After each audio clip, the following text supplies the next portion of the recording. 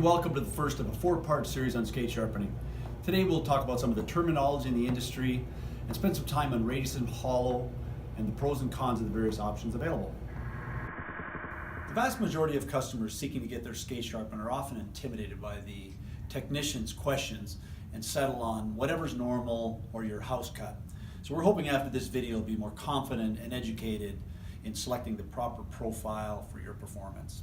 So let's talk about the mechanics in getting a radius of hollow or groove cut in your skate.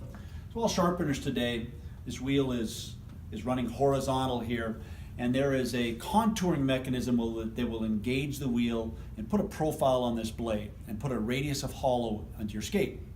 So it's either a diamond tip or a spinner with diamonds in it that will contour this and dress the wheel. That's a common term to make this nice and smooth and ultimately put that groove into your skate blade.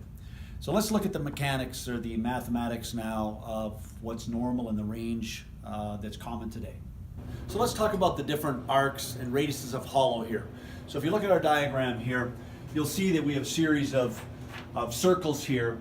And the arc or contour of the stone is measured in radius of an inch. And this useful range is typically 3/8 of an inch to 1.5 inches. And you can see in this diagram, as you go to the smaller circle, you will get a sharper profile in your blade. If you move up to the inch or 1.5 inches, you're going to get a much flatter, and it's in this portion right here, you're getting a flatter hollow and a sharper hollow here. Now just a little trick here. I know these numbers can be confusing. I would convert them all to 1/16 of an inch. When your technician is talking about a number, you take 3/4 of an inch, that's 12/16. He's talking about 1/2 an inch, it's 8/16, and so forth. If you convert it to 1/16 of an inch, smaller number, sharper, larger number, a little flatter. That's really what you need to know at this point. So what this is creating is what we call bite angle. And if we look down here in our diagram, the sharper hollow, this deeper groove, is creating a larger bite angle. And if we go to a flatter radius of hollow, you're getting a smaller bite angle. Now here's the pros and cons of both. As you go to a deeper groove or larger bite angle, it's much more grippy on the ice, but you're giving up glide speed and performance. So as you go to a smaller bite angle, flatter hollow, much faster speed and glide is gained. So a few other factors to, this is purely personal preference, but here are a couple factors to consider when choosing your hollow. Player's body weight. Lighter players typically might have a little higher, deeper groove and profile.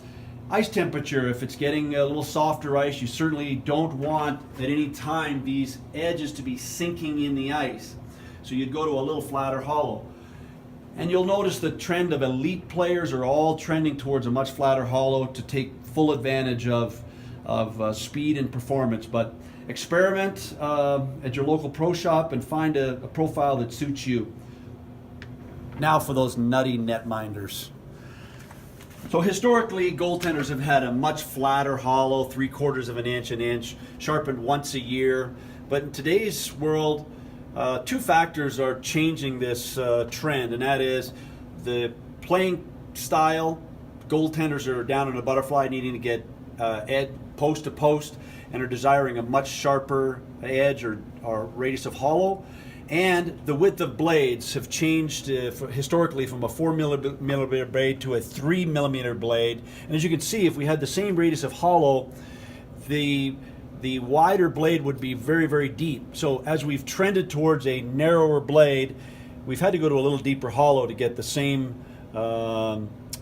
edges and radius of hollow. So those are the two factors. Elite players today are operating typically at about a 3/8 of an inch. So we hope you found this video beneficial today. You can look for future videos on our YouTube channel at Center Ice Hockey or on our website at centericehockey.net. Be safe, have fun, and thanks for checking in today.